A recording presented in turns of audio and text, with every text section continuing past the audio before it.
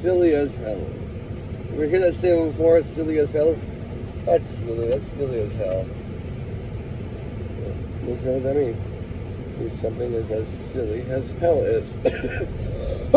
We'll talk about that later. What's going on, everybody? So, I want to talk about something, I guess. I don't know. I gotta finish my fucking healing, magic, sex, transmutation video. Got the first part done. I got Mantak Chia.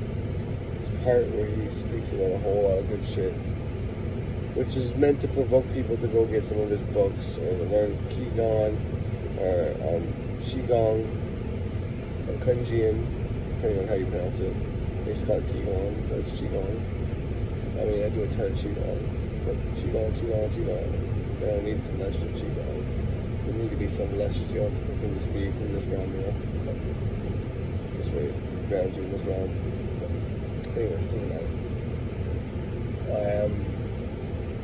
But I have to, yeah, so that's meant to provoke people to go look at his stuff, and I put that book out for people. I was asked by someone, I don't know, a few months ago, now anyways, if, because one of my videos, I had that in one of the booklets, PDFs or something like that, and the person sent me a message asking if those books were still available. And so once I went to look at what was there, they were not available. Or it was something ridiculous. Something I did that didn't even make sense. Whatever. So I re-uploaded it. I reposted those. I sent it to that person. And one of those was Qigong and Kunjian by, pretty sure it was Mantak Chia. The boss when it comes to the fucking microcosm orbit and Qigong. I mean, if you're going to learn Qigong from somebody, it should be him. That's just my interpretation. I'm just being a dick, just to be a dick, you know. I'm tired, so. But anyway, so on a happier note, okay, so people talk about greater good, love and light, bullshit like that, right? Frederick Xavier's got a few videos that. What about, harm? He talks about harm none. He talks about harm none. Harming nobody. And he said, well, what about bless all involved? Would that be a greater good? He's like, I'm always looking for the win-win. So in this one video, he says he had these noisy neighbors that, like to party and do whatever and blah, blah, blah, blah, blah. Two different neighbors. Okay, two different sets of neighbors from two different houses. Well, I weren't even friends with him like that. He wanted to get them to move, right? But it was reality. But he did a candle, he did a working. No, he didn't even do that. He did just visualization. He visualized them moving to a bigger and better spot where they could party and meet people of like mind and whatever else. And, put emotion into it. And then he only talked to the one neighbor, out of the two pairs, but they both ended up moving. Not long after that, I forget exactly what. And he talked to the one neighbor, and they said, yeah, they're getting a bigger, better place. They were really happy with the move. It's not like they got kicked out or forced out of the house, so it's not like he did some bad magic, right? So, bigger and better and greater good. So, you get something you want, you win, was what I mean by that, right? If anyone won, you didn't have to fucking, shit, I'm fucking tired, man. It's fucking 8:08 a.m. But I went to bed. It doesn't matter. Anyways, so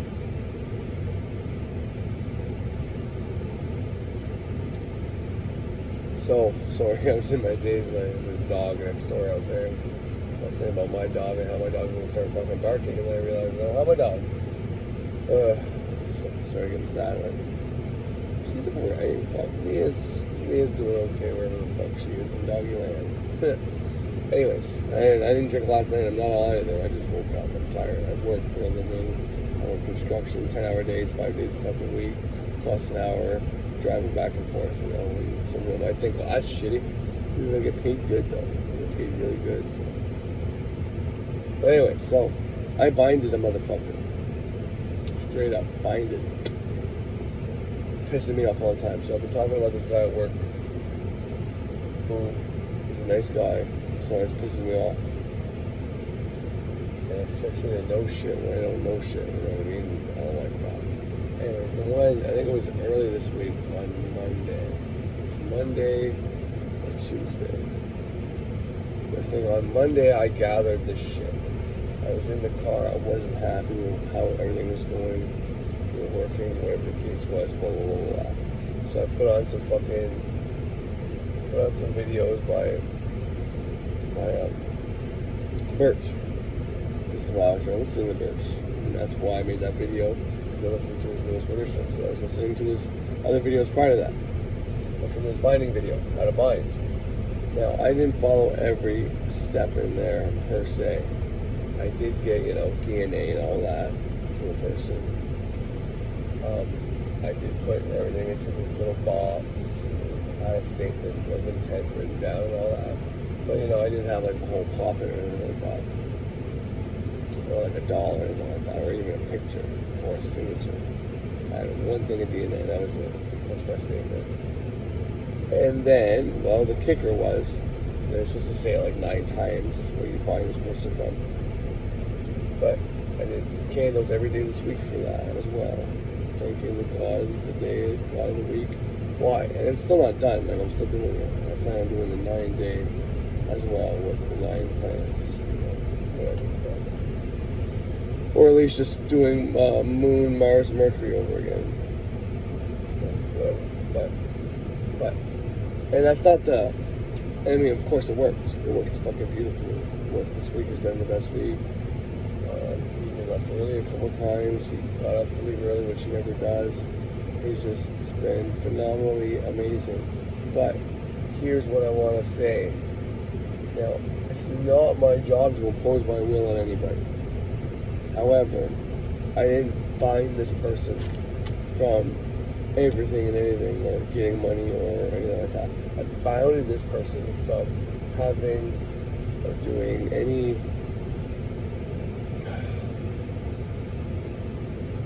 I don't want to not word it right. You know what I mean? What I worded on my candle for me was right. But then if I say something on here, people don't like them, and they're like, what the fuck? But it was so that I wasn't hit with any deception by him, that I wasn't being made fun of, I wasn't result or received any of his anger, or, you know what I mean? Just bounded his thoughts, his hands, his feet. It's basically his mouth, his hands, and his feet. Harming the other co-workers. There's a lot of people that were complaining about him. He's a nice guy. He's a good guy. Whatever he's not chirping at everybody, standing up on his high horse, fucking vaping away, and just fucking staring at people down and abusing his power. You know what I mean? That's just too much. And picking it all with like a 1/16 of an inch, whenever it's not even going to be seen anyways, making somebody redo it. You have to wait there, complaining about you're waiting, even though another day, you would have said that same thing. These are the kind of things I was talking about. It was getting to be too much. So I binded him. Guess what? Because I bounded all his negativity thoughts, harmful thoughts coming into him, and him saying bad things to people, or doing bad things to people. Well, singing, saying, thinking, or doing bad things towards other people, then you don't get bad karma returned to you. So you don't have this nasty cycle continue, correct? Right? So I did that. It's been this whole week. He's been doing really well.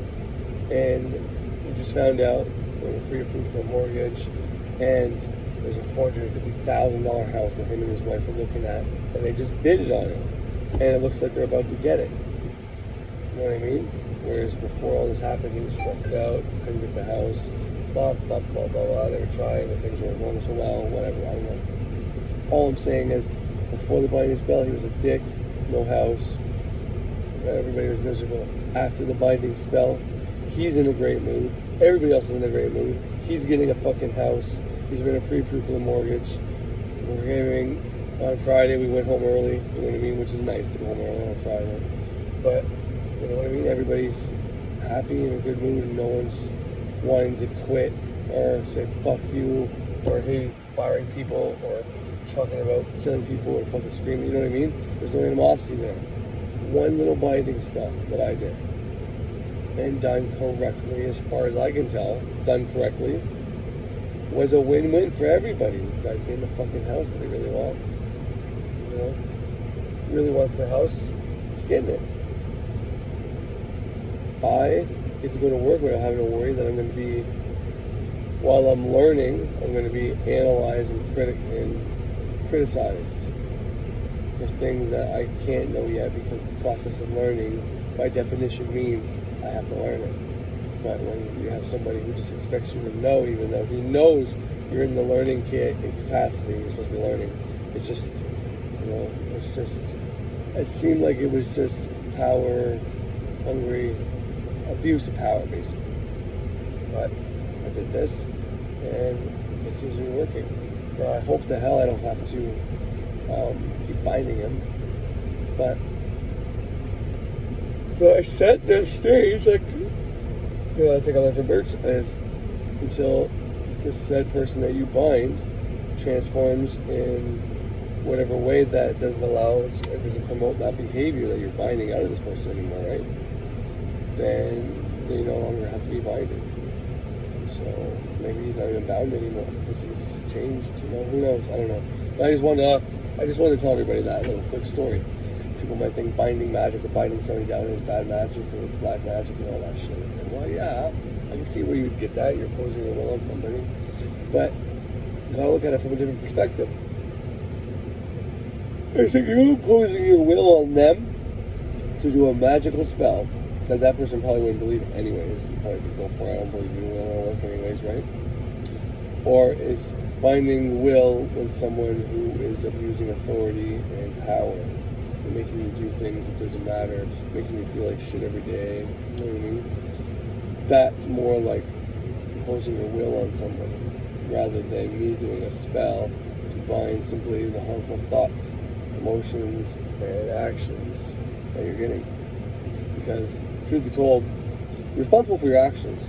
If your actions are a result of the emotion you feel with a specific thought, when we don't know where our thoughts come from, if we don't know where our dreams come from, we don't know where these emotions come from, like we know how we're provoked into these emotions, but these things just come on to us, so we can't really control those two things. So am I imposing my will on him, or am I imposing my will upon whatever spirits, thought forms, or divinity, or entities that are around this human being that are telling him and putting him in certain ways, you know, making him upset, making him angry, making him feel powerless, so that he goes to work and becomes powerful. That's who I'm really binding here in my situation. Now, if this was different, and I was being like straight up bullied or something, well then this whole binding spell would be a whole different thing. You better believe that. Alright, so now that I told you about how I binded someone and something good happened out of it, not just for me, for my coworkers, and for the person I binded, I can potentially teach you how to do that if you want. I'll tell you exactly the steps I did. But since it's still ongoing, I'm not going to say that right now or put that on a video. And get anybody's minds more involved in it. In the worst case, I just do it again. I still have, I work with a guy, it's not hard to get his DNA. Especially if you're a smoker. Right? Don't think about that. If you ever need someone's DNA and they're a smoker. Anyways, and with COVID nowadays, it just is as it is. If you want to bind somebody, you're going to put gloves on and a mask on and make sure you do it correctly and get it done and do it safely where you don't have to, you know, if you know somebody that has COVID, get their DNA, you can always bind the COVID out of it. You can always banish the COVID. Anyways. But I want to get into mythologies. Greek, Egyptian, Christian, Gnostic, Roman. And that's not like, when I say Christian, I mean both Roman Catholic and Roman deities. I like the stories of Mercury, but they're not exactly the same as Hermes. I mean, there is little details you can see differences. Same, especially with like Aries and Mars are very different. Not excruciating, not like extremely, but like Aries wasn't worshipped by the Greeks all that much in comparison to Mars by the Romans very much was. So anyways, but when it comes to any mythology, I think it's super important to study. Now, grabbing the books, original texts, finding the places where most people get their information on this stuff is your best bet. Because if you listen to somebody and they don't know what the fuck they're talking about, and or they add stuff, which I've done too, right? Like, I know the differences where the Roman and the Greek guys are different. And I'll just say sometimes the same names over and over again, and I put them on the canvas. But that's because in that instance, it doesn't matter. Like, Jupiter and Zeus have a lot of differences. But I want power from both those deities. I want the combination of the two. And I definitely want the power of the planet and the energy within me to also be combined into that. And Zeus has all. There's not too often you see a movie about Jupiter, you know what I mean? But Clash of the Titans, Remember the Titans, well, not Remember the Titans, it's a football movie, but anything that talks about, there's even those Percy Jackson ones where he's the son of Zeus, the lightning thief, right? They are taking the power of mythologies and getting people's minds involved in it. Therefore, if you use these deities and people are, watch these movies and now in their minds there's this character called Zeus that's kind of real, even though he's not a real character, he's not a real person, he's not somebody who actually lived, he's not somebody in this heaven somewhere, but it's within the minds of people, so that makes it real, just a different kind of real. Not real in the sense that like the Christians think there's a heaven and a hell somewhere with a God and a devil and Jesus and some fire or Holy Spirit shit. They think that's real. Now what I'm talking about is actually more real than that, because that is fake, but it's still not like, it's not a physical real or a fact or like something you can ever see or be in or whatever. That's what I'm trying to get at. So, in the minds of human beings is real. The minds of human beings are more powerful than most things in this world. We are the gods, okay?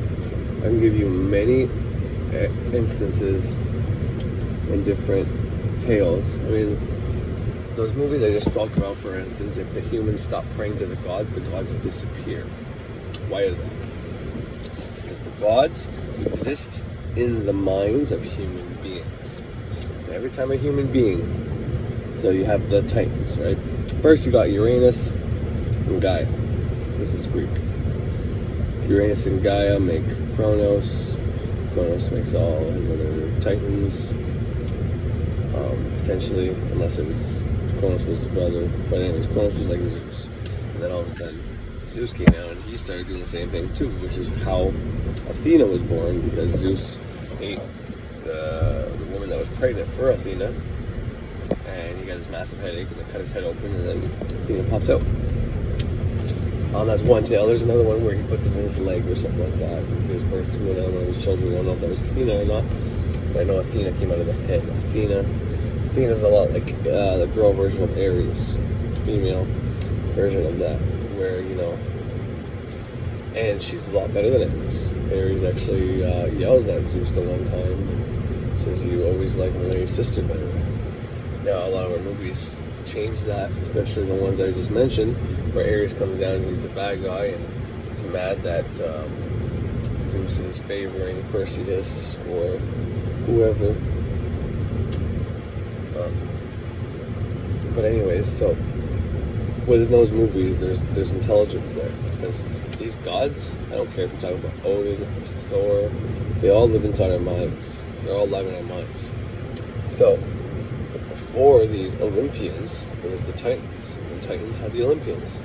And you can say, well, then how does this happen? But it's in our minds. Some human created it to understand and explain how things happen in the world today, how things progress. Basically start off with the Titans that create stuff, and they have kids, and then they fight with their kids, and then there's this war in heaven, basically. Where have we heard that story again before? It's in the fucking Bible. Well, not necessarily in the Bible, but in a sense. But Lucifer, when he gets sent down, before he gets sent down, there's a fucking war in the heavens. The books of Enoch explain this very well.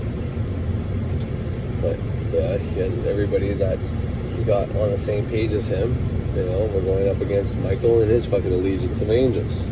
And after years and years of fighting, Lucifer loses. He gets cast out and blah, blah, blah, blah, blah, blah, blah. Well, in Greek mythology, every fucking girl that fucking Zeus sleeps with, his wife Hera casts her out of fucking Mount Olympus. You know what I mean? So, anyways. I don't know why the Titans are called, if they're called Titans because they're from Tartarus, because the Olympians are called Olympians because they're from Mount Olympus. So I don't know if that's what it is about that. But anyways, point is, the evolution happens in the mind of us. So technically, and it's kind of cool because when you think about it, we can make deities, we can make thought forms, we can make servitors, we can make egregores, okay, all this shit. And one of the rules is if you don't take care of it and you don't bound it, these things will evolve on their own. Now, they have an etherical nature.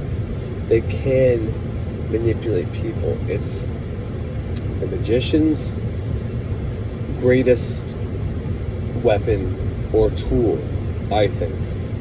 Now, like, you can use polarity to your benefit and little tricks like that. And those things are powerful. Weapon in our arsenal, polarity is probably the best one. You can polarize against each other and get off your back and shit like that. But when it comes to magical whatever, getting money, getting love, getting a job, getting information, becoming a stronger magician, and trying to find out how you can do that and be guided to the right books, the right deities and shit like that, yeah. Thought forms. Creating your own fucking thought form is the way to go. And so, but one of the rules is these things will evolve. Well, every time people created the Titans, and then all of a sudden the Titans have the Olympians. This is something that happens in our heads, and then all of a sudden one of the Titans wants to eat all the kids because of this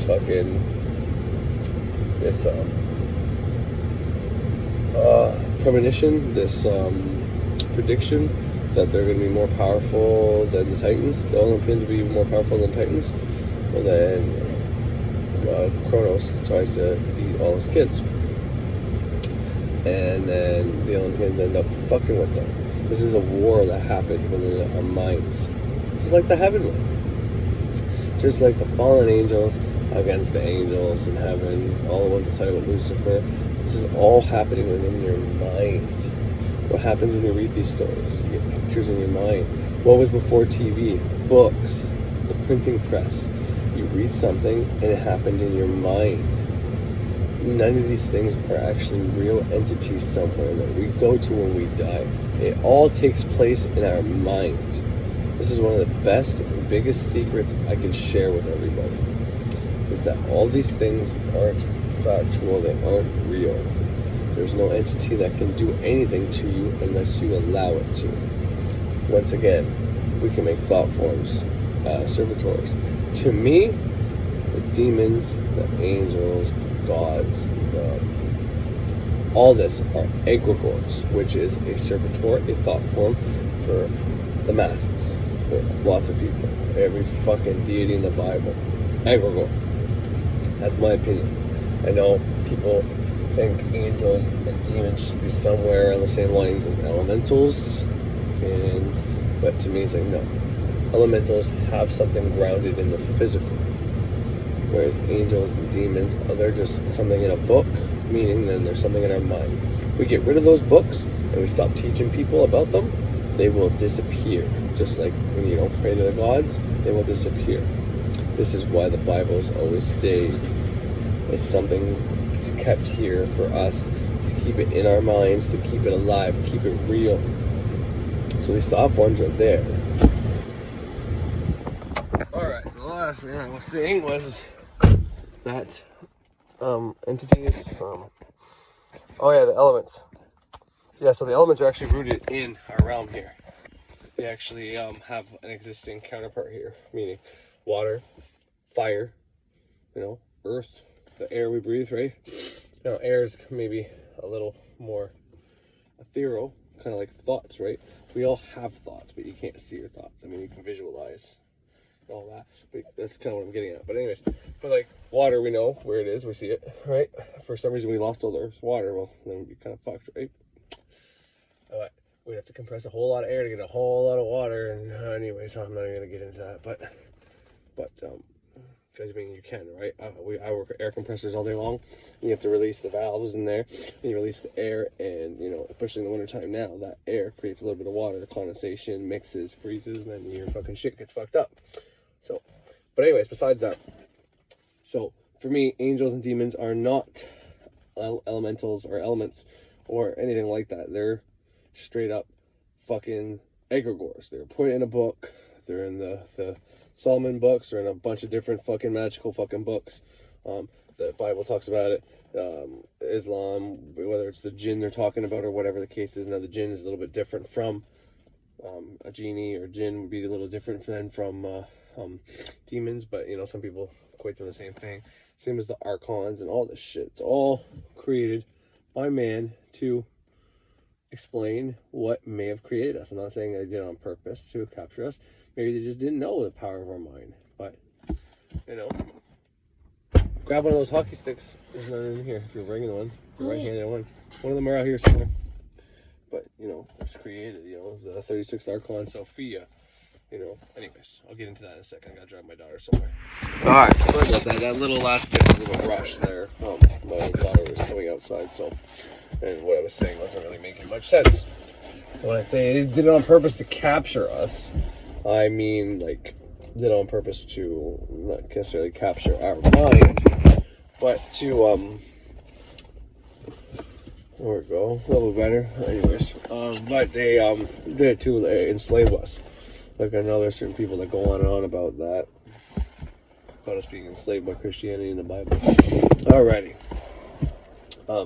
Yeah, so I know there's quite a few people that say, and I used to say it too, to a certain degree, that the Bible can make you a victim and feel like a sinner, and that everything you do is not good, or it's bad, or you were born a sinner, so you gotta repent all the time. And it's like, well, why is that? Because I mean, that's why the minute you become a ceremonial magician or a witch or whatever other kind of magical practitioner you might be, if you start the study of thought forms and you start understanding these deities, I mean, listening to these stories, right, they don't make sense, and I get that, and they're not necessarily supposed to make sense. Like the story of Hermes, which is where Hermetics comes from.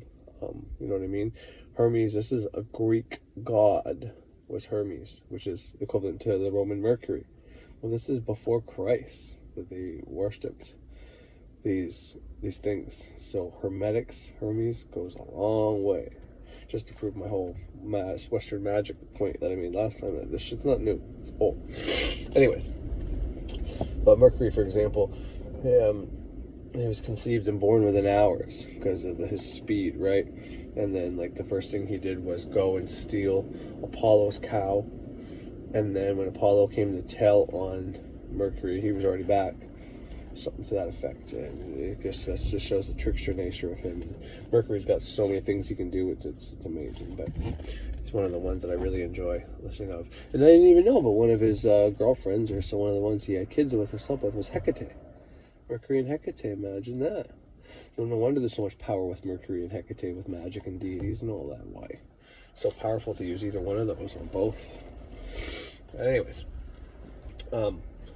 But when you study these things and you see stuff like that, it's ridiculous, right? Because we know 9 months for us, elephants are like a fucking couple years that they're pregnant for their babies because they're so much bigger. It takes more time to make.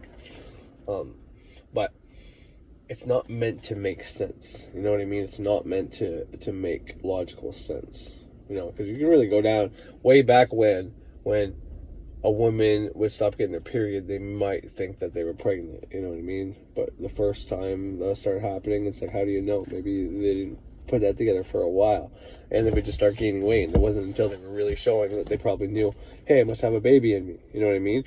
Point is, maybe they didn't know it took 9 months at that time. So when creating the story, maybe it was probably a man who really doesn't know shit about anything, who made up, Mercury was, because Mercury is, he's very fast, second to the moon, basically. And it's just because they both do the same thing. Mercury is the closest one to the sun, is almost kind of like the way the moon revolves around us, is kind of like what Mercury does around the sun, right? And what's Apollo? Well, Apollo's the sun. Mercury is fucking with the sun. You get it? See the story? See the logic in there? And, people use these stories to explain stuff, but then we can look at it now and be like, wow, it's kind of funny how it was Apollo. It wasn't Artemis, which is the moon, which is Apollo's sister, which would be Mercury's sister as well, but it wasn't fucking with her, it was fucking with the sun, So, anyways. But all that's to say is, when I was getting to the point that about Christianity and what that book does, but that book explains a lot of these same myths and stories. I mean, I see it, so maybe some of the things is kind of a stretch, but like I said earlier, these battles in the heavens between the gods and the goddesses always fighting with each other and shit like that. Well, and like the Titans versus the fucking Olympians, you know what I mean? Lucifer and all the angels on his side versus God and all his angels on that side. It's like, okay, we're boss. No, we want to be boss. Okay, well, you're cast out. But like I said, all this stuff happens in our minds. So it's real. And you can use these deities for real things, like to bring things to you. I use Jupiter and Venus all the time for money. I use Mercury all the time for fucking healing. I use Saturn for banishing. I use the sun for, well, I won't get into what I use the sun for, but the moon I use for both banishing and invoking, and a lot of stuff to do with my emotions. Who did I leave out? Mars I use for, well, right now I use it a lot for at work, for making sure I have the strength to go through my workday without being tired. And anyways, doesn't matter. As a warrior, you know what I mean. But point is, you can use all these things and they will help you. Not only that, you can make your own entity.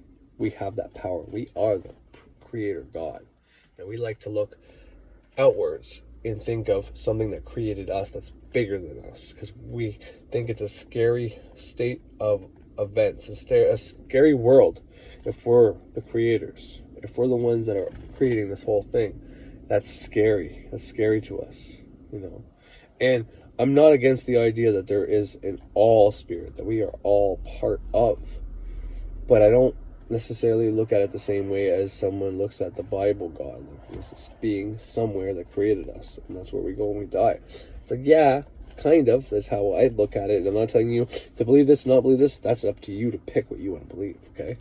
So don't get that twisted. But what I am saying is, we are that spirit, that energy. That energy is still present somewhere, but it's also present within us at the same time. So it's not like it's in this heaven up there. You know what I mean? It's not. Okay? That's the Greek myth, that's the Catholic myth, that's the Roman myth, that's the Norse myth, that's all these other myths that have any kind of like heaven and other place, Mount Olympus or whatever the case is. It's just that. It's something to explain that where we came from. But it got fucked. It gets screwed up in translation when people start thinking that the gods are more powerful than us. We can use these gods to do things, the things that we can't see, things we can't explain, the things that we can't prove that we can do, okay? We don't know how we're creating our reality, really. We don't know how we create the circumstances. We don't know how we necessarily create disease within us. We have these ideas. Doctors will even tell you emotion trapped in the body create disease and all that, right? Well, what are the emotions? Well, the emotions are personified deities, right? So if you work with these personified deities, you can stop that cancer from potentially starting in you if you keep giving offerings to the moon, or maybe Jupiter, and sometimes Mars, and maybe Venus, or your passion and your love, and to keep your emotions in check and try to remain you balanced. And you do these certain exercises to keep you in balance, right? Well, then you can stay away from getting disease, right? So you're speaking to these entities, these deities, these thought forms that can create stuff within you. But until you know that you have the power to control those thought forms, those egregores, those servitors, these emotions, these deities, these thoughts, until you have the knowledge to know that you have the power to choose what you want to manifest and all that, well, then you're going to think there's something outside of you. But once you start getting into magic, you start believing into all these gods, you become polyamorous, right? See, I'm not necessarily even polyamorous because I believe in many gods. And I believe in the planets above us. Once again, just like the elements, we have these planets above us that we can kind of prove that are there. And they have the names like the deities, 7 energies, as above, so below. So once again, the planets are like, to me, they're more so than, they're there with the planetary energies and the elements and elementals, you know. Okay, sorry, my daughter just texted me. Those things are similar but different, and I can't explain it any better than that. I just know there's more to those because, you know, the celestial bodies. You know what I mean? And I mean, like the story of Atlas, right? Atlas had a few daughters or whatever the case was. They're from the Pleiades. You know what I mean? A Pleiades is like a star cluster up there. You know what I mean? And I think that was one of Mercury's mom was one of the Pleiades. So, you know, this whole Pleiadian thing, are you Pleiadian and all that stuff, kind of stuff? Well, Mercury was sleeping with Pleiadians, or he is from that bloodline. Maybe that's why he could do so much, who knows? But it's a story, you know what I mean? Whether they're true or not, I don't know. And I'm not against the idea that they are true, or are factual in some way, shape, or form, and just got super exaggerated. But to me, right now, where I'm at, the way it serves me is how I'm going to use it, and how it serves me is the fact of these are stories meant to teach you how life works sometimes, and how these emotions and energies in your body. So, like, we have Zeus, the thunder god, the benevolent king and all that, but he has a hard time, or maybe he doesn't have a hard time. Maybe he's able to love his wife and still sleep with all these other women at the same fucking time and making all his babies. Maybe that was his job, to make all these other gods, because there's all these other emotions. Who the fuck knows? Clearly, his wife didn't share that, because she got very upset. Is it Hera? She gets very upset every time he sleeps with another girl and she's pregnant with his babies. You know what I mean? So, but maybe she just likes being the king's wife, and she wouldn't want to give that up, right? I mean, where else do we see that? Well, we see fucking Sarah in the Bible with Abraham. And Abraham has to have kids with another girl, and Sarah having a problem with that girl. I'm not saying those stories are identical in any way, shape, or form, but you can see how the logic was back then, even back then, when the Old Testament was written by whoever was written and retranslated, whatever the case was. Same line of thinking. These stories made about Zeus. These guys always talking about how Zeus is having kids with all these other fucking goddesses and shit.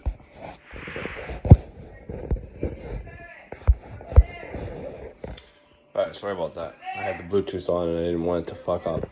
But yeah, you know, can you say projection? You know, maybe men want to live vicariously through Zeus, whatever the case is, who knows? But there's many correlations like that. Like, for example, Uranus and Gaia, where's Sky Father, Earth Mother, right? Verse 2, in that mythology, I'm not saying that's it, but I'm just saying in that mythology, you see that.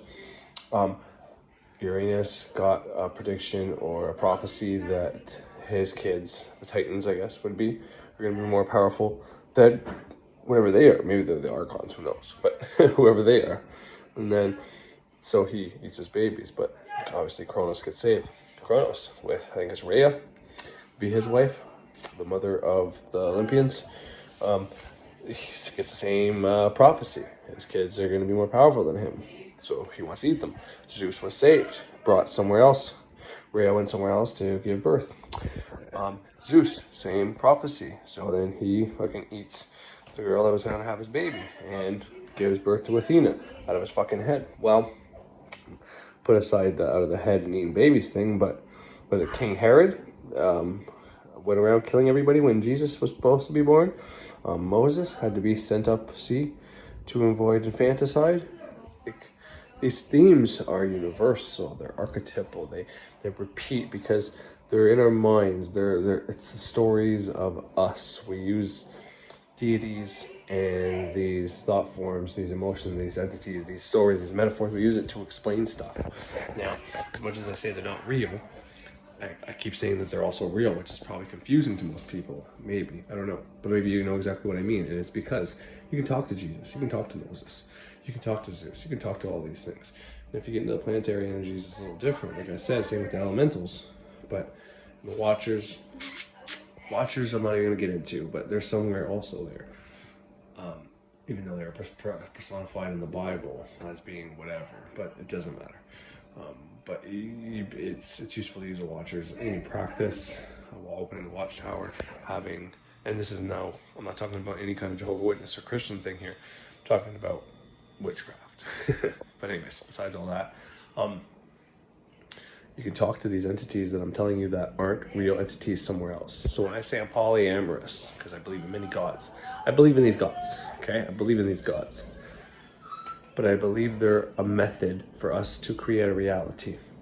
Like I was trying to get at earlier, we don't know how exactly we create the world around us. Now, people like me are trying to figure it out and tell you. I learned from people like Frederick Xavier who are also doing the same.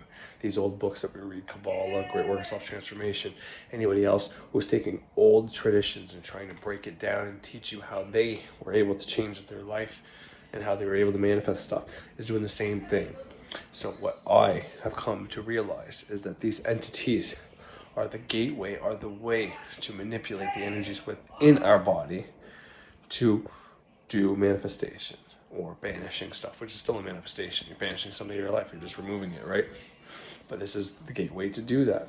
So I have the belief in me of these Greek, Roman, Norse, all these gods. Even maybe in Christianity, I mean, it's still in there. But my conscious belief is that these things are all thought forms created by the power of our mind, which is the real God would be our subconscious, our imagination, our ability to visualize, our moon, you know, whatever whatever connects us to that astral plane that we can't see, but we're connected to and we can manipulate. This is the gateway. It's the symbolism. It's the way to speak to that part of your mind. You use these personifications that have been around forever to connect to that part of you. Now we've turned it into mythologies and just stories and stuff of lesser importance, and Hollywood's making movies about it, but who cares? That's a good thing. Now, there's one way you can look at it as a bad thing. Like if you're practicing some Norse mythology and everybody's watching the Thor movies and seeing Odin and the 9 realms and all that other shit, right? Well, that could clash with your programming, but nonetheless, I mean, more minds that know that shit's real is going to be beneficial to you no matter what. The only thing that it could do is if it changes people's minds from thinking that, you know, you can use those powerful entities or deities to manifest if everybody thinks they're not what they really are. But I don't think that's, you don't ever have to worry about that. But the point is, the more people that have these gods in their mind, this is the reason why I go on and on and saying how Thor is the same as Thor's Day, right? Or Jeudi in French is for Jupiter, right? Mardi is M-A-R, right? It's that's Tuesday, it's Mars Day, right? That's why I go on and on, and I always say these deities are the same, even though I know they're not the same. That's because I'm programming myself so that I can use them all. They're all within my mind. They're all real entities that I can use symbolically to manipulate my reality.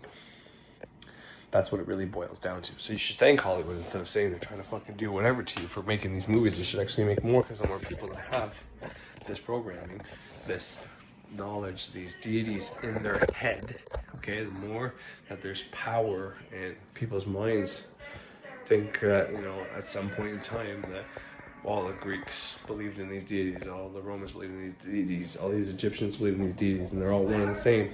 The more people that believe that, the more you're going to be able to use those deities to bring stuff into your life. And you don't have to consciously believe in them. Like consciously, I don't believe that there's all these gods on Mount Olympus or at Tartarus or someone's down there in Hades, and Poseidon or Neptune's up in the oceans, you know, and Oceania, which is the Titan god for the oceans before that, is also chilling there, or it was overthrown. No, he didn't care. He wasn't in the castration of Uranus or Cronus. I forget which one. I castrated one of those two guys, but he wasn't involved in that. But anyways, the point is that you can use all the shit to your benefit. And not only that, but a lot of them are similar. A lot of these stories kind of go over each other. Athena's mom was the goddess of wisdom. You know, Sophia is, comes from the root word Sophia, with a U instead of an O, and it comes from the word philosophia. That's the 36th Archon that apparently created Yaldabaoth, which is really Jehovah, apparently. The Old Testament God. But he was an abomination, apparently, according to the Gnostics. At least the Gnostic shit I read. He was an abomination. He thought he was the only God, or he knew there was other gods, but he said something like, if there's any other gods, show yourself now. And then no one shows it. Okay, cool, I'm the only God. And then started making shit. And then realized later that he shouldn't have been doing that, and power went right to his head, and blah, blah, blah, blah, blah, blah, blah, blah. And then his son ended up being more powerful than him, and then a whole bunch of other bullshit, but that's besides the point. But once again, these are stories. Now this is...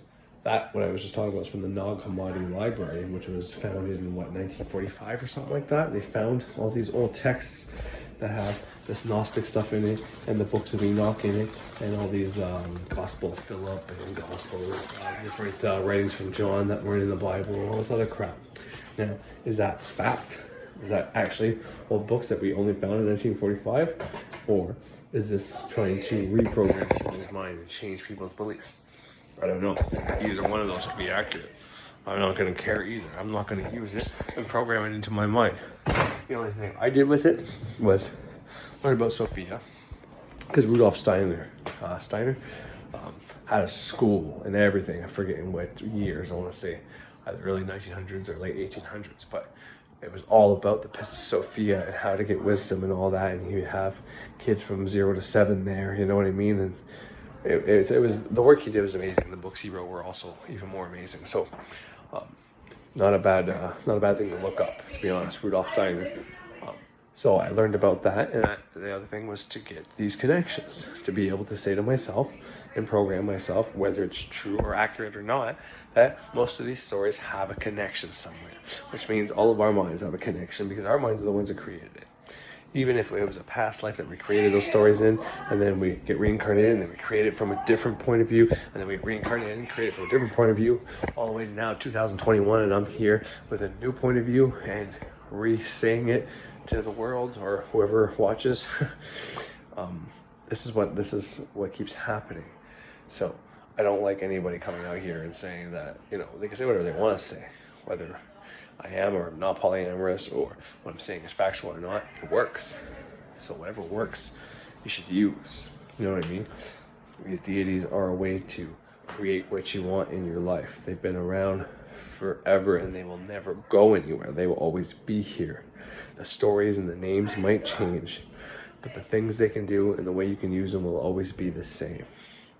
I mean, we get new techniques and are able to use new techniques, but it comes down to the symbolism. And what you get in your mind is what's going to manifest. Anyways, I don't know if I have much more to say than that, but Warrior versus Egyptian programming.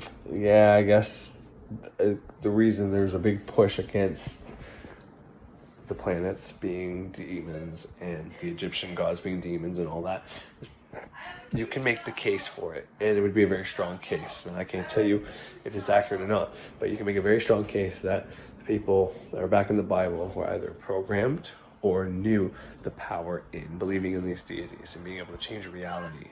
And that's why they push for the Bible, so that these archetypes and these names and these things can change, so that you have less luck being able to program yourself and be able to manifest stuff. Because using these old deities works. Doesn't matter which mythology you pick. I personally like to use as many as I can know about. All in the same fucking candle, all in the same fucking statement of intent, all in the same water magic, fire magic, earth magic, fucking air magic. Doesn't matter. I do all magics, but however you decide to use these deities, you can use them all. There's power in that. So the Bible is now the main book that takes away all those deities. You know what I mean? But you can still use it to your benefit. I've already said that. I've already spoke about that in my last episode, using praxis. But you have to keep a conscious belief that's in line with your subconscious belief. And if your subconscious belief is preventing you somehow, because maybe you're hardcore, and you know, and it's really eating you up inside because you think magic really is of the devil and you're programmed that way, well, then you have to remove that first. You can keep the other programming in there, but if you can slightly twist that by, you know, every day you read something or you learn about how those words were translated in the Bible. So the slight variations will help you. Like, okay, they really weren't against magic or witchcraft. What they were really against was pharmakia, which is the original word that was in that place. That's of the devils, taking Tylenol, going to the pharmacy, you know, taking drugs. That's what is actually what they're condemning in the Bible. And not magic, not sorcery, not witchcraft. That was changed so people would do these things. And now we're at a place and time where people are like, okay, we're waiting for God to come back. The Bible is not keeping its word. God's never come back yet. So what's really going on? And people are looking into these new things and trying to figure out what's really going on here, because how many years later, we're still fucking waiting and it's not happening. It's because these stories were meant to teach us a lesson. People took it upon themselves to retranslate certain parts to change the narrative and keep the main message, even though, anyways, it doesn't matter. But I'll leave you with a few little some Greek mythology, maybe some Gnostic stuff, and maybe some stuff about the fallen angels and the Watchers, just so you can see the correlations that I was going on and on about. Anyways, hope you enjoyed. Have yourself a great fucking day. Greek mythology. A comment that I'd see all the time was one telling me that the Greek deities were in fact fallen angels, and their children were Nephilim. This obviously made no sense to me because it isn't something ever mentioned or alluded to in Greek myth. It also didn't help that the people I saw quoting the Book of Enoch did so in the same incoherent manner, so it came across as not much more than gibberish, for lack of a better term. The blabbering of a crazy person who had just joined some weird New Age cult is what I assumed I was reading. Eventually I was curious enough to do some of my own further reading into this mysterious book, and what I found was, at the very least, interesting. The Book of Enoch is essentially an ancient Hebrew religious text ascribed to Enoch, the great-grandfather of Noah. It's made up of several shorter books that discuss the origins of giants and demons, how the angels fell from grace, and why the great flood of Genesis was necessary. Despite the notion that the Book of Enoch helped form the worldview of Judaism and Christianity, neither recognize it as biblical canon. It is referenced but never considered a work inspired by God.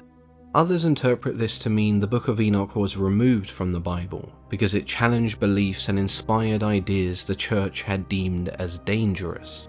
Now, as to which one of these is true, I'm sure it will be argued for thousands and thousands of years to come. In this video, I'd like to take a look at the first book, which focuses on the fall of the Watchers, the angelic figures who betrayed God and created the Nephilim. The first book in the Book of Enoch is known as the Book of the Watchers. You can pretty much read these in whatever order you desire. The Book of the Watchers begins with Enoch being described as a righteous man who has journeyed to the heavens and had his eyes opened by God. It then mentions a future where God shall come forth and tread upon the earth. All shall tremble in fear, and the watchers shall quake. This is referring to Judgment Day.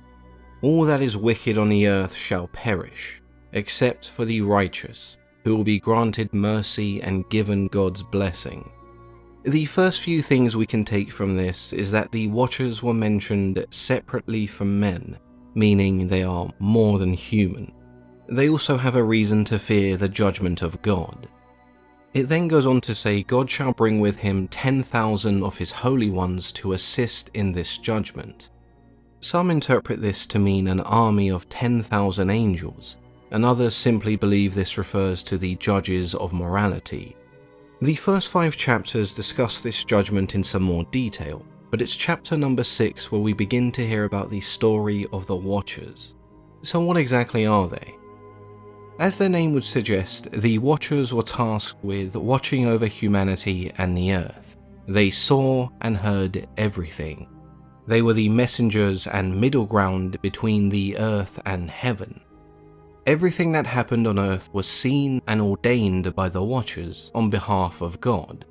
Given that description, it's not unreasonable to say the Watchers must have been angels, but they aren't described amongst God's most trusted angels.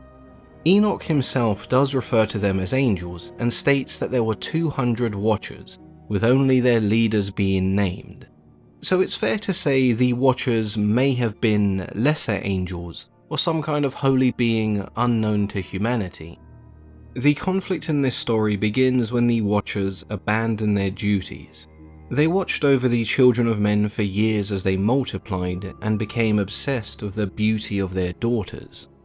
Eventually they decided it was time to descend upon the earth and take mortal wives to bear their children. The leader of the Watchers, Samyaza, feared not all would agree with this idea, and the punishment for such a sin would fall solely on him. The 10 chiefs of the Watchers all took an oath that meant they couldn't abandon this plan. The oath also bound them to one another, meaning any punishment would fall upon all of them. And so they abandoned their post and descended upon the earth, taking mortal wives. The chief Watchers shared knowledge and secrets which were forbidden, teaching humanity all sorts of enchantments and charms. The children from this union between Watcher and human were known as Nephilim, giants who were over 4,000 feet tall. The Nephilim were savage beings who man could not control. Eventually the giants turned on them, roaming the land, pillaging and destroying everything in their path. A Watcher known as Azazel taught humans how to make weapons and armor, and with this discovery came untold bloodshed amongst humanity. Enoch also describes the teaching of beautifying eyelids and costly stones. To me and you, that just means the Watchers showed women what makeup and jewelry was, and as a result they were more attractive to men. Long story short, the Watchers came to Earth and had some crazy giant children, shared some divine secrets, and encouraged behavior that was previously seen as taboo. The archangels Michael, Uriel, Raphael, and Gabriel observe this lawless and unrighteous behavior taking place and decide they must act. They turn to God, who tells them he is aware of the situation and he has a plan. This plan just happens to be the end of days. The only way to ensure the Nephilim do not continue to breed and destroy humanity is to destroy everything and start again. Each one of the archangels is given a task of paramount importance. Uriel is sent to make sure Noah is aware of this plan so he can prepare and survive, as the task of repopulating the earth will fall upon him. Raphael is sent to punish Azazel, to bind him and cast him into darkness. To be specific, he is asked to make an opening in the desert and throw Azazel in there. Cover him in jagged rock so he may never see the light again until the end of days, when he is to be thrown into the fire, which will heal the earth of all the sin and corruption Azazel caused with the secrets he chose to share. Gabriel is given the task of destroying the children of the Watchers, as well as the children of men born from sin. He does so by inciting a great battle between the two. Lastly, Michael is told to bind the leader of the Watchers, Samyaza, along with all the other Watchers who defiled themselves in unions with mortals. They were to be bound in the valleys of the earth for 70 generations until the day of judgment. Chapter 12 onwards explains Enoch's participation in all of this. It states that he was hidden from the children of men who had no idea what had happened to him. His time away was spent with the Watchers and the Holy Ones. It was now his responsibility to mediate between the Watchers and those in heaven. Enoch tells the Watchers of God's plan, and they beg and plead with him to draw up a petition. Trembling in fear, they now seek forgiveness for their actions. When Enoch falls asleep, he has a dream with God's response. The petition is denied. The Watchers would not receive forgiveness, nor would they ever ascend to heaven again. The petition on behalf of their children would also be denied. They would have to watch as the Nephilim were killed right before them. Enoch continues to explain his dream, describing the palaces of heaven and the reasons why the Watchers shall never receive redemption. The Watchers were blessed to live for eternity, but they defiled themselves with the flesh and blood of mortals. When the children of men were created, they lusted for blood and flesh, and so they were given wives. The angels were not meant to share these desires, and so they had no need for wives. Enoch then discusses a journey through Sheol, a dark place where the dead go, a sort of underworld. In this dark, fiery abyss, Uriel tells him this is the prison for the Watchers, the angels who dared to rebel against God and corrupt mankind. That is the fate they are destined to serve for eternity, and nothing they do will ever change this fate. The story of the Watchers, and even the name itself, appears in several other texts, such as the second book of Enoch and the book of Giants.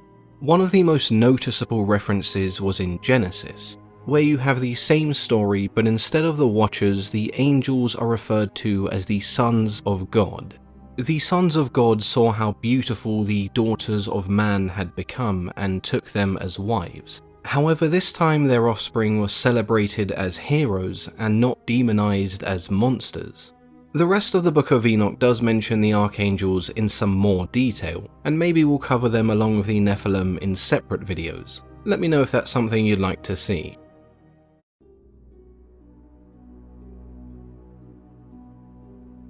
The name Lucifer is one that conjures many different images, the most common being that of Satan or the devil, an angel who fell from grace and rebelled against God, a figure who exists to tempt man and woman into sin, a universal idea that can be seen in numerous religions and beliefs.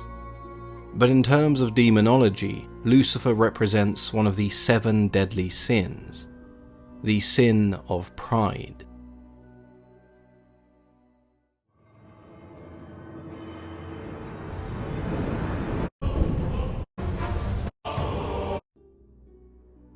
The Book of Revelations describes a war that took place in heaven between the angels.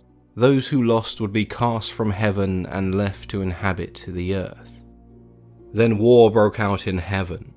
Michael and his angels fought against the dragon, and the dragon and his angels fought back. But he was not strong enough, and they lost their place in heaven. The great dragon was hurled down, that ancient serpent called the devil, or Satan, who leads the world astray. He was hurled down to earth, and his angels with him. This story has been interpreted in several ways.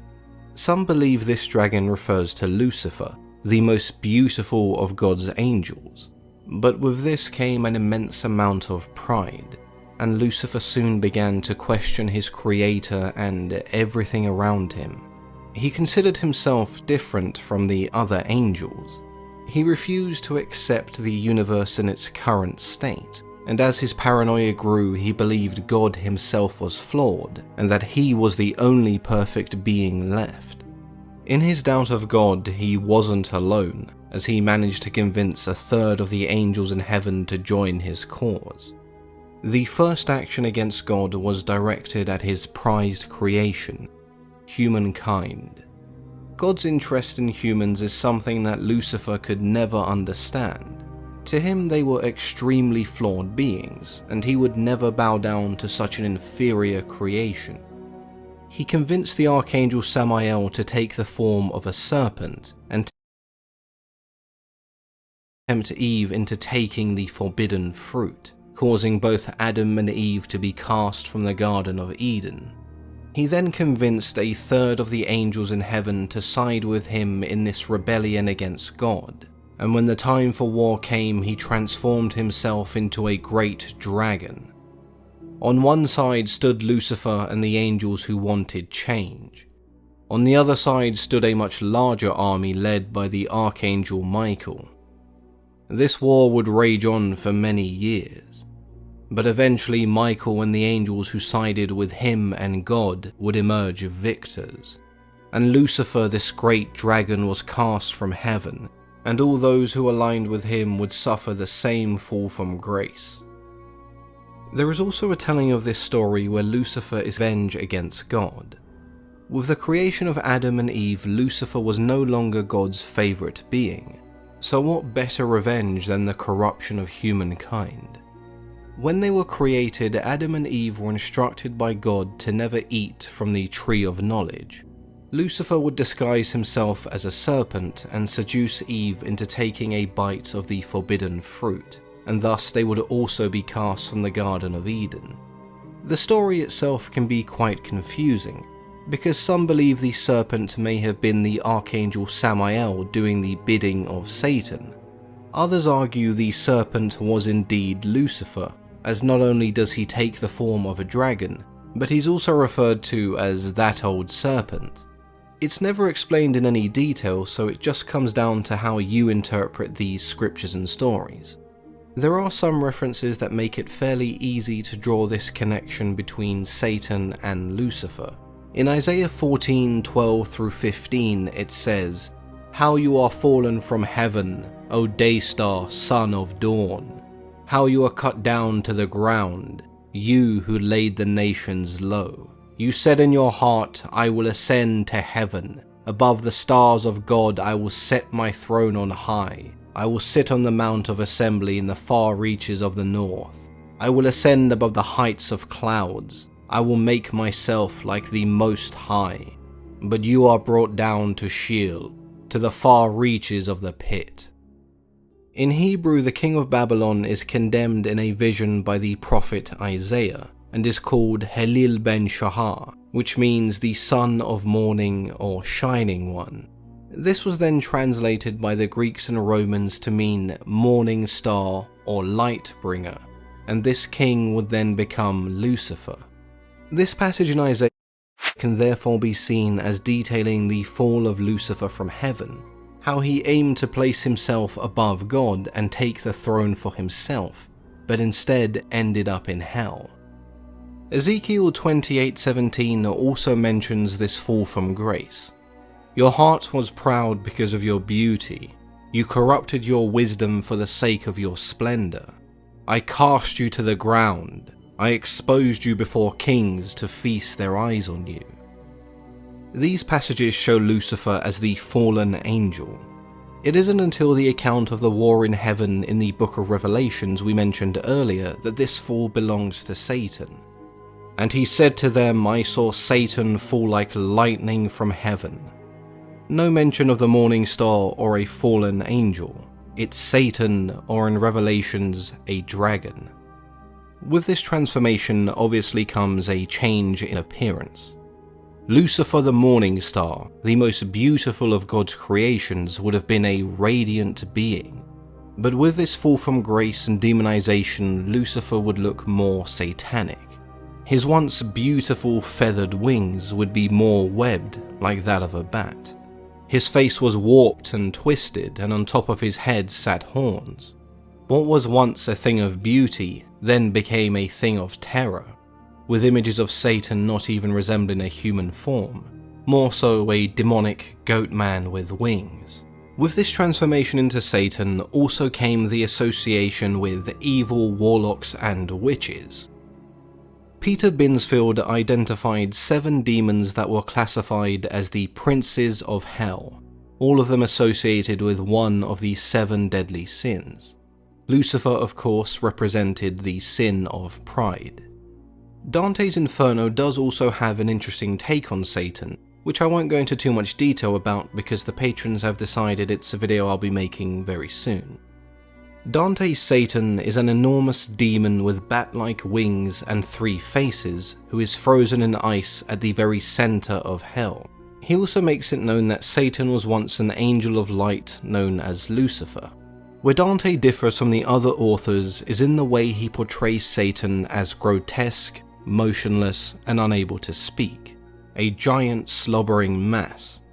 He isn't the ruler of hell. He resides there as a prisoner and receives the same punishment as all other sinners. which is very different to the Lucifer we see in the next piece of literature. The Book of Revelations doesn't directly tell you that Lucifer and Satan are the same entity, but this connection between Lucifer and Satan is one that authors and historians have embellished and developed over the years. One of the most famous examples of this would be John Milton's epic poem Paradise Lost. This narrative follows the fall of mankind and one particular angel. Milton's Satan was Lucifer, one of the most beautiful angels in heaven.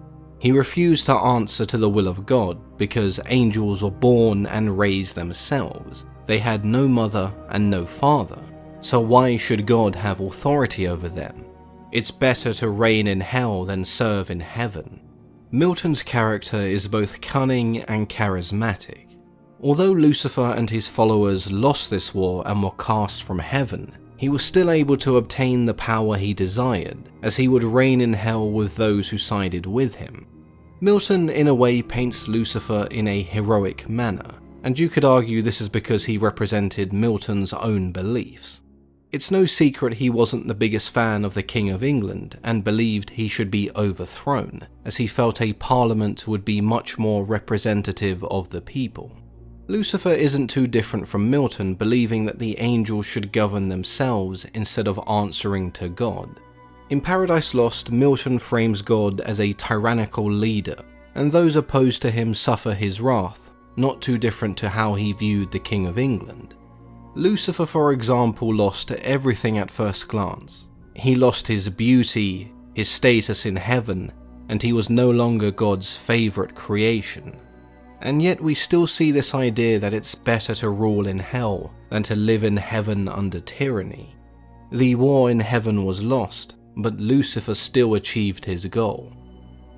Although it's very common to look at Satan as pure evil, Lucifer on the other hand presents us with a much more relatable and interesting character. We see that today often in modern fiction. He's by no means a beacon of light or even a hero, but there is a strange fascination with his story. If we break down the fall of Lucifer, most of it does stem from curiosity, wanting to question the state of the universe, and not simply accept the rules that have been laid out before him by someone else. If you follow the biblical scriptures, then Lucifer's pride is the sin that leads to evil and his downfall. However, if you approach the story in a less biblical fashion, as Milton does in Paradise Lost, it's essentially Lucifer asking a series of questions about the world he lives in and deciding he doesn't want to be governed by someone else he doesn't believe represents him or the other angels. You could argue that's because the motives behind these stories are not the same. The biblical stories are a warning for those who wish to challenge the word of God for their own gain, demonizing those who do. Milton's work, on the other hand, is an invitation to challenge a tyrannical rule or status quo if it doesn't represent you or the people around you. Lucifer is certainly an interesting figure, whether you feel like you can understand the reasoning behind his actions or simply believe that he is the devil. Works like Paradise Lost and even the more recent Lucifer TV show at least ask the question, is he really that evil? The answer lies with you, but I'm sure some of you will let me know. As always, I've been your host, Mythology and Fiction Explained. Alright, just a quick little follow-up on that. I just want to point out something I think is interesting. I like the idea that he presents there. So, in Milton's Paradise Lost, when he uses the author's projection of how back then England wasn't a parliament, it was ran by the king purely. He was using that projection, and I don't know, I made the correlation that that's kind of what the Bible's doing. The Bible's a way to keep people to, and I think this is what many other people who are actively going against the Bible are kind of making that argument, that the Bible was created to keep people in line. You know, if they have a deep subconscious belief in a hierarchy, a God up there who's going to punish you if you're bad, it's going to keep you consciously and subconsciously kind of in line. Go to work, pay your taxes, don't go against the status quo, don't go against the government, don't go against your parliament, don't go against your king, because he's the closest one to God, especially way back then. And you know, Milton, and even in the TV show Lucifer that I said I also watch, I don't watch much TV, and that's one of the shows I do watch, makes that argument that, you know, Lucifer is just somebody rebelling against the status quo. The other thing I'd like to point out here is kind of like I said about the Greek god story, how they need our prayers to stay alive. If we stop praying to them or worshiping them, then they go away. Well, what did he say the argument was for Lucifer? Lucifer didn't understand why we were God's favorite creation.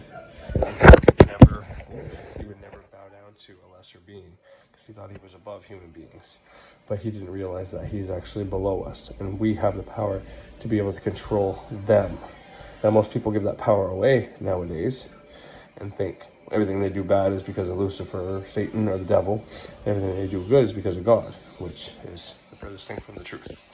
You are the evil and the good, and you get to choose what you want to do, and you can accept the good thoughts and reject the bad thoughts, and you can act on the good thoughts, and you can not act on the bad thoughts. Be free for them. So it's all your choice. Anyways, just want to interject that in there just to get you guys to get whoever to think about that. I'm not saying Lucifer is good or bad. I'm saying he's an entity that you can talk to if you want to. There's really no need to. You can create your own entity to do whatever the fuck you want, but your best bet is to believe and know solely consciously that all these entities that are subconsciously programmed in you or already there within you, you can use to your benefit. Consciously, you can believe in them, you don't have to believe in them. But when you consciously act in a ritual fashion as if these gods are real, and you give an offering to these gods, it will communicate to your subconscious that, yeah, okay, he's doing a ritual to get money, and Jupiter, that we've been programmed that Jupiter is the benevolent king, he's going to give me money, okay, well, now we got to give him money. It's kind of that simple. So, there you go. There's the secret. Anyways, I'll leave you with maybe one story, the last story about Apollo and Artemis, which is the sun and the moon growing up and all that, and that'll be that. But yeah, check this guy out. He's pretty good. He's got a lot of different mythologies and stuff he looks into. He's pretty depolarized in the sense that he doesn't pick one side or another. He tries to keep his beliefs out of it, just give you the facts. He does say his opinion from time to time, but I don't think he's trying to sway anybody, because most of the information he presents is the same stuff I've read from the first-hand knowledge, like the closest I can get to the first-hand knowledge. You know, if you want to learn about the Bible, you got to read the Bible, but then you got to read the criticisms of the Bible, then you got to read all the different interpretations of the Bible, then you got to read all the different factions in the Bible and different meanings and the time frame and what people were doing and how they thought back then, and try to get a feel of it. You know what I mean? So I try to do that kind of same process depending on time. And you know, 4 kids and I work full time. It's not always easy, right? But you do what you can. But this guy gives you a pretty good base. Doesn't go into too much detail on the deities and all that, but you know, he's got a Patreon account as well, so he probably goes into more detail on that. But anyways, just a thought, if you want to get your feet wet on deities, it's part of my curriculum. When you're in the neophyte, I think you have to learn about either the first earth grade or the neophyte. You have to learn about Egyptian mythology. And you know, you can start with Greek if you want, and then go to Egyptian, or go from Egyptian to Greek, but you're supposed to study this stuff. And there's a reason for it. It's to get these things in your mind. It's to program you. It's to know what you're working with. It's to know what everybody's beliefs were, and not just what people think now, and just go with whatever people are telling you. But anyways, so yeah, it's part of the curriculum. It's part of the curriculum for a reason. So you should really brush up and study deities as much as you can. And you know, you want to do some witchcraft, take one on. You know, give offerings to it and see what it can do for you.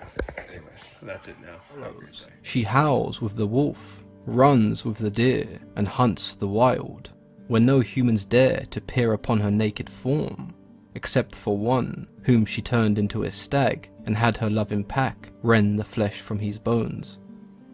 Artemis was one of the most revered and honoured of the ancient Greek deities. Her rule spanned across many things, including hunting, the moon, virginity, childbirth, and the wilderness and wild animals. She was also considered the protector of young girls up until the age of marriage, She was just one of Zeus's many children and went by a host of different names. Her Roman name, Diana, is one that most people will be familiar with.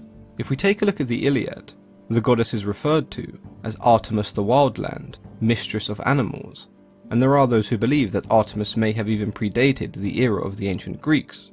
This is something we've discussed before on the channel. When taking a look at the Egyptian goddess Bastet, the ancient Greeks drew some interesting parallels between the two in regards to hunting and the protection of children, but whether Bastet was truly an influence for Artemis is always up for debate.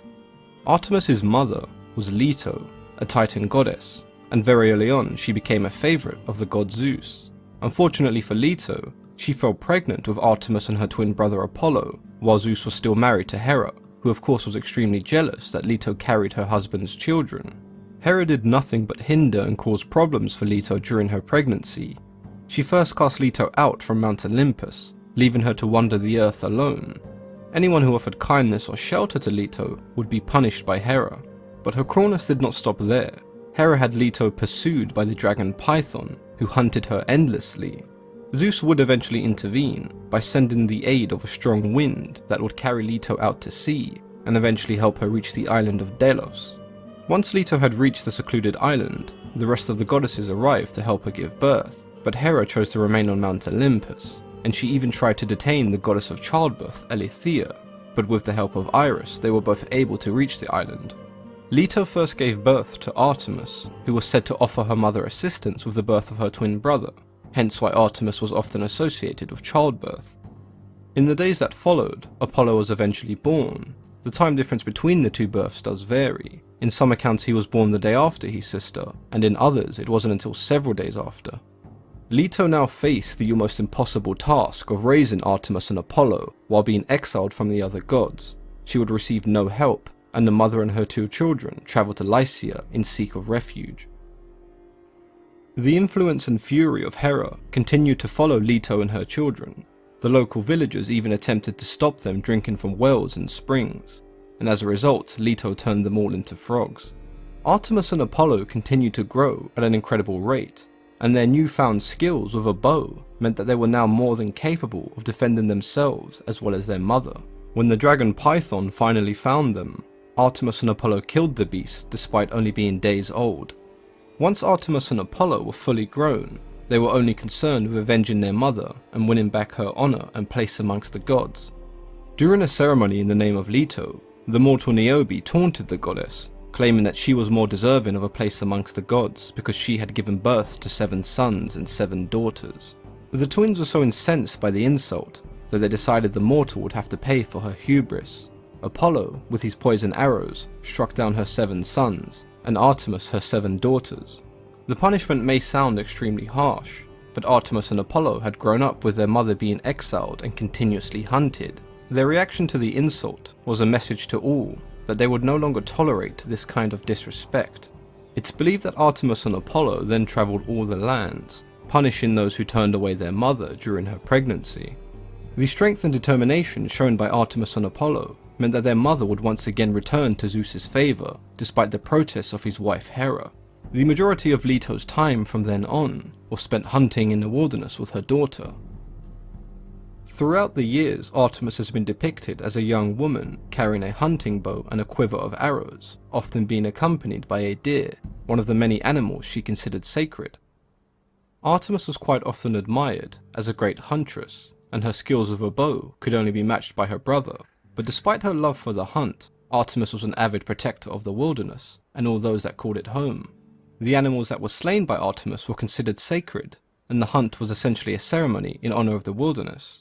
She would seek vengeance upon those who were seen to do harm to animals, regardless of who they were. The story of King Agamemnon is a good example. The king had killed one of Artemis's sacred stags on a hunt, and as a punishment he was told that he would have to sacrifice his own daughter. When he eventually agreed, Artemis swapped his daughter with a stag, and the king, believing his daughter had been killed, learnt the consequences of his actions.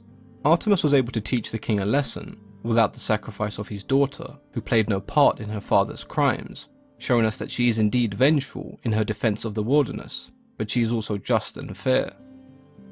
Artemis was known as a virgin goddess, and the gift of chastity is one she asked to be given by her father Zeus.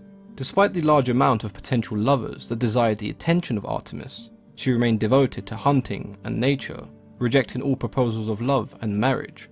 There were a few companions who came close to winning the affections of Artemis, but none of them came as close as the giant hunter, Orion. He first saw Artemis on the island of Crete, and the two began hunting together.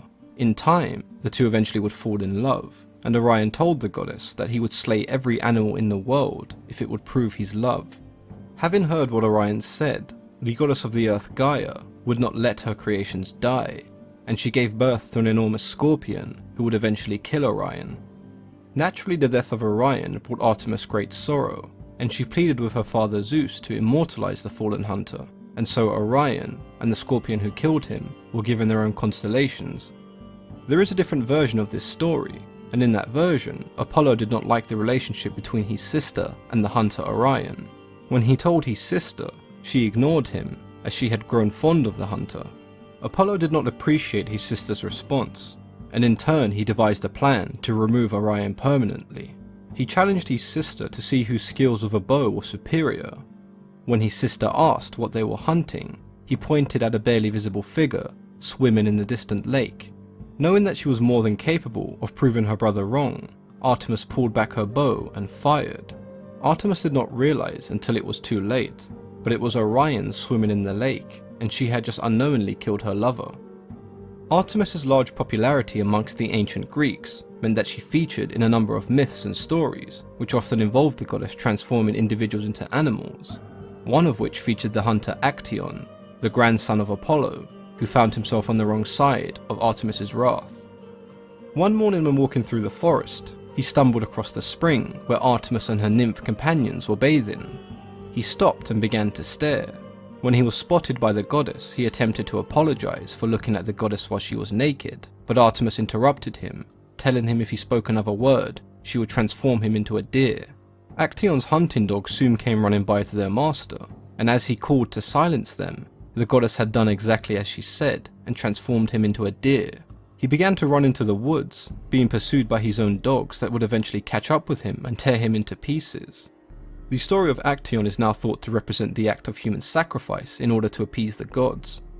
The story of Cypriotes is quite similar to that of Actaeon. The young boy came across Artemis in the spring when she was bathing, and as a punishment she transformed him into a young girl. The story of the Allodae giants is one where we see Artemis herself transform into an animal. The two giants marched on Mount Olympus with the intention of taking the goddesses as their own.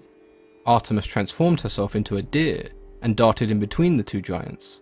As they attempted to spear the animal, they missed, instead impaling each other.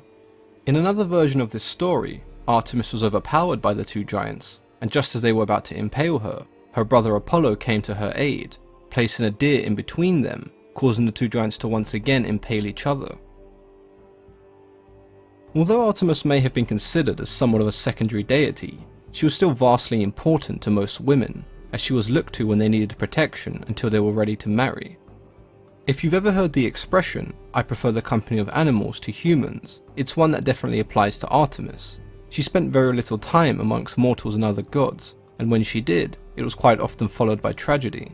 This could have been a reason why Artemis remained so devoted to maintaining her virginity and spent most of her time caring for animals. At times Artemis does appear as quite a fair and just goddess, but she did not hesitate to kill those who attempted to wrong her. The majority of those slain by Artemis either dishonored her or the wildlife she cared for. Artemis has quickly become one of my favourite goddesses, as she presents us with an almost perfect mix. She's known to be extremely caring, protective and nurturing, but at the same time, if she feels threatened or disrespected, her actions are ruthless and she will have retribution. A caring and nurturing figure, but yet a warrior huntress. To me, Artemis is not your stereotypical goddess, as she presents traits that we would associate with both male and female gods. Is Artemis a goddess that you can relate to, or do you prefer any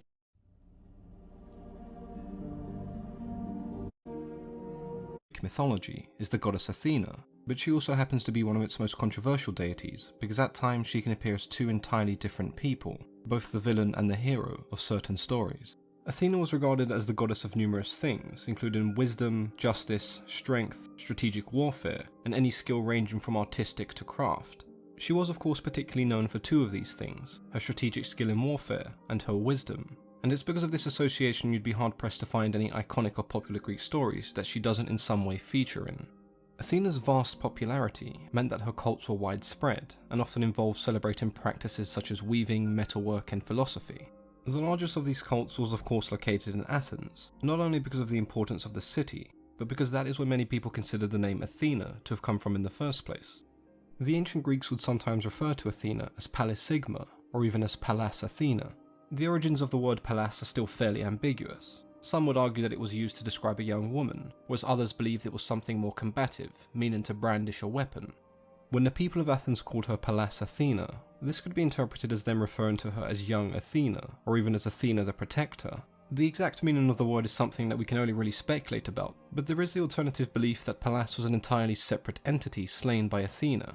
In ancient Greece, Pallas was a fairly common name to see, so it does make numerous appearances in several different stories as a handful of different people. In one interpretation, Pallas was a giant slain by Athena, who then flayed his skin as a trophy, wearing it as a cloak, an ever-present reminder of her victory. In another version, Pallas was Athena's father, whom she killed when he attempted to assault her. Athena once again took his skin as a trophy, so there is a pattern forming in terms of taking a kill and turning it into a trophy, something to be proud of. And that is something you would expect from a warrior or a hunter of that given time. There is a version of this story, however, that paints Athena in a far more positive manner. In this story, Pallas was a childhood friend of Athena who was accidentally slain during a sparring match between the two. Athena, of course distraught and deeply saddened by the loss of a close friend, took the name Pallas as a sign of respect and honour. By doing this, Athena ensured that the name Pallas would never be forgotten, and neither would her fallen friend. The Romans of course referred to Athena by a very different name. She was associated with the goddess Minerva, who many considered to be the Etruscan or the Roman counterpart to the Greek Athena. We begin exploring the many stories of Athena with how she was born, and the rather odd circumstances surrounding the entire situation. So as many of you may already know, Athena is largely regarded as the daughter of Zeus, but her mother isn't something that we hear about too often. Athena's mother was the goddess known as Metis, a second-generation titan that many associated with wisdom and craft, traits that she certainly passed down to her daughter. Metis was also considered to be the first real lover and spouse of Zeus, but as soon as they laid together, the same prophecy that haunted his father began to take hold of Zeus. Uranus was overthrown by his son Cronus and the rest of his children. Cronus was then told by his father that the same thing would happen to him, and so he swallowed his children to prevent this. But eventually Zeus and the Olympians overthrew Cronus, causing history to repeat itself once again. Uranus and Gaia then prophesied that Metis would bear Zeus children stronger and wiser than even himself, implying that they could one day possibly overthrow him like he had previously done to his own father. To stop this from happening, Zeus took a page out of his own father's book, swallowing Metis whole, but she had already conceived his child. We don't really hear much of Metis after this point onwards, so I think it's safe to assume that she died sometime in between being swallowed alive by Zeus and giving birth to Athena. Zeus, however, began to experience excruciating headaches, with no reason or explanation as to why. When the other gods and goddesses examined Zeus, they came to the conclusion that there may be something trapped inside. They would then take an axe and cleave Zeus's head open to see what was inside, and from this gaping split emerged Athena, fully grown and covered in armour from head to toe. The other gods were left speechless, admiring the goddess that stood before them. Historians and poets over the years have made numerous claims as to who Athena's father could have been, but Zeus still remains the most common answer of them all. There was, however, the notion that Athena was the first goddess to be conceived not from intercourse, but through presence of mind and thought.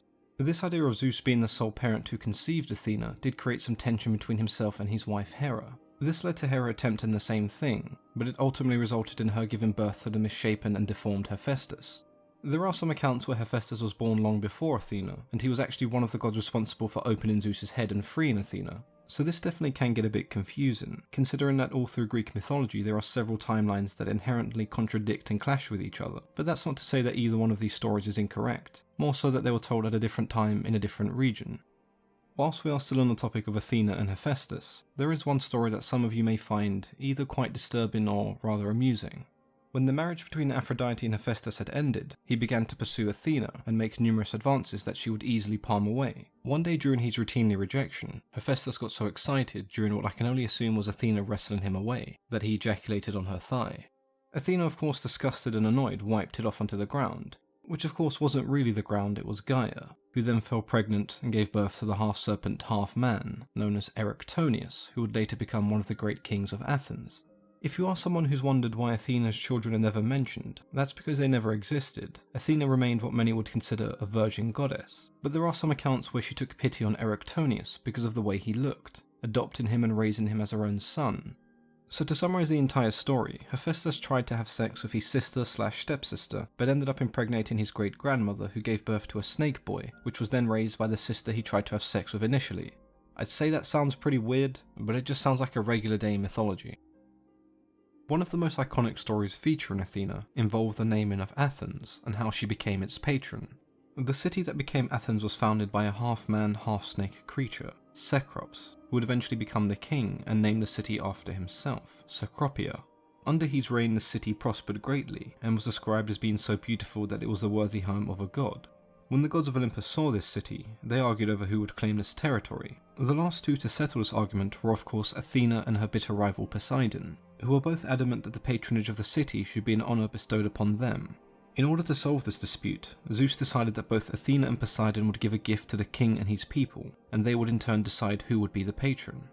Poseidon was first to present his gift to the king and his people. He took his trident and he slammed it down onto a boulder, creating a spring, from which emerged enough water that the people would never have to worry about drought again. At first Poseidon's gift seemed like it couldn't be matched by anything, but then the people realised that it was actually seawater, and it was essentially useless. Witnessing the failure of Poseidon, Athena then planted a single seed, which would grow into an olive tree. This gift was overwhelmingly received by the people of Cecropia, not just because it provided them with food, oil and firewood, but also because the olive branch was a symbol of peace and stability. With the gifts now received, the people of Cecropia had to choose between the two deities, but considering the two gifts that they were given and the overall practicality, Athena was chosen without hesitation, and thus the city's name was changed to Athens to honour its new patron.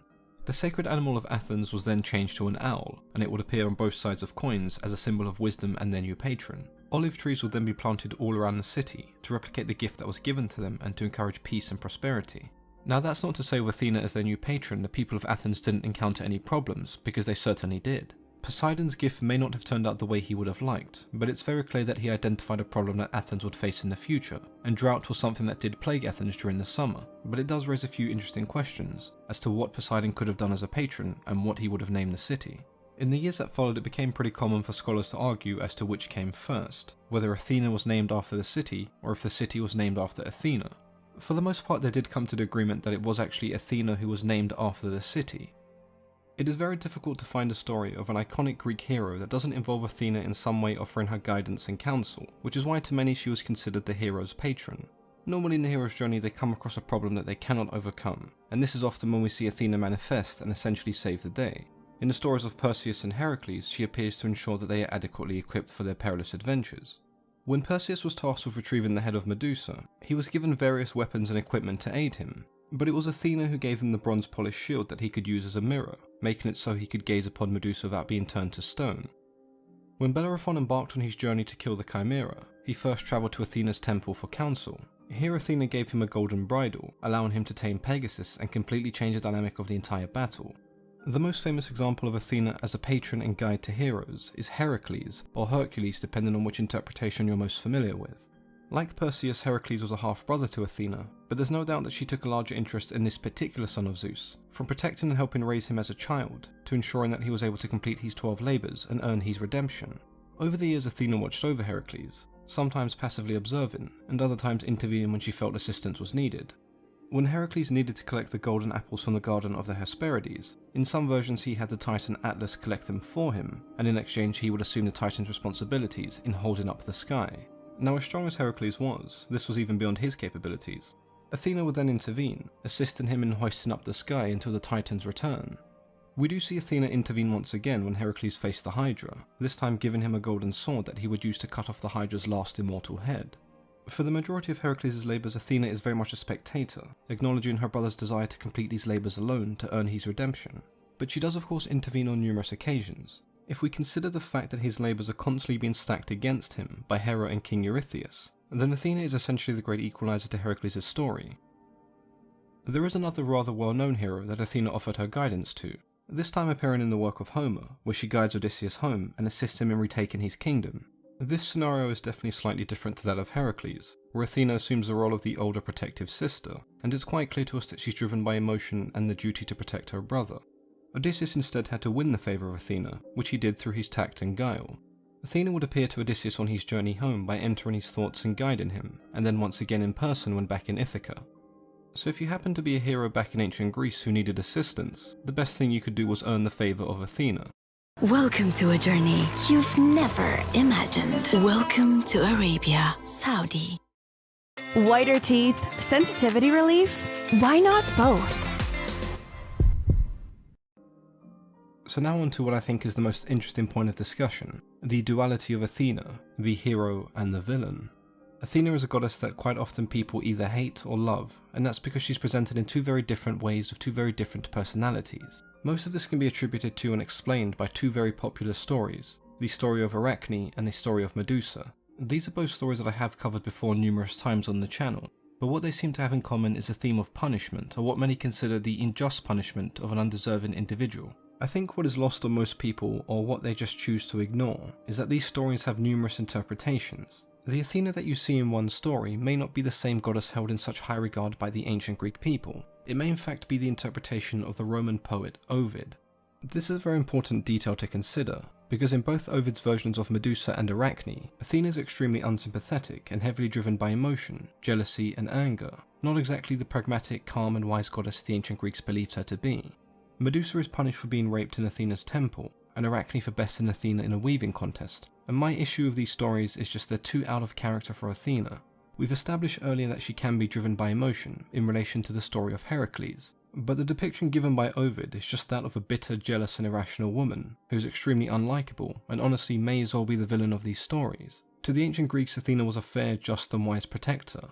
In Arachne's story, when she completes her tapestry, it's actually Zeus who punishes her and not Athena. With Arachne now disgraced and not able to weave, she attempts to commit suicide, but Athena takes pity upon her, transforming her into the first spider, where in the form of spiderwebs she can weave beautiful patterns just like she did with her tapestries. The difference in these two stories is night and day. In Ovid's interpretation, Athena is so angry that she loses the weaving contest that she beats Arachne before transforming her into a spider. In the more traditional Greek versions, Arachne is punished by Zeus for her hubris. It's then Athena who picks up the pieces and attempts to help Arachne the best she can. The story of Medusa also does follow a similar trend. In Ovid's version, Medusa is raped and then turned into a gorgon as a way to punish her. In the more traditional Greek interpretations, when Medusa is raped by Poseidon, Athena transforms her into a gorgon so she can protect herself and ensure that it never happens again. In the versions where Medusa has sex with Poseidon in Athena's temple out of personal gain or spite, Athena's punishment makes a lot more sense and it's a lot easier to justify.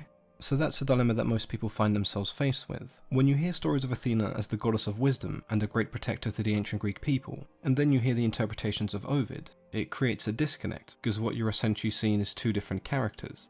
You can also make the claim that Ovid's story shows Minerva and not Athena, but it's a distinction that many people are confused by. So I guess the easiest way to summarize what I've just said is if you see a story of Athena where she's acting out of jealousy, spite, or just being an overall dick to people, then it's probably one of Ovid's Roman interpretations. If the story paints Athena in a far more caring and rational manner, then it's probably closer to the traditional Greek depictions of her.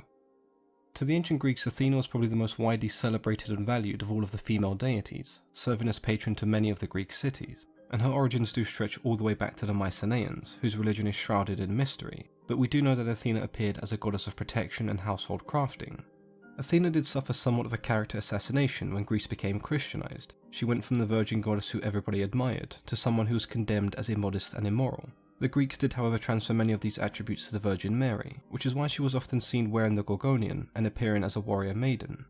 Athena is a goddess that I could discuss for several hours, and still there would be depictions and stories that I forget to mention. So I guess this is where I throw it over to you. If you have any thoughts or ideas that you'd like to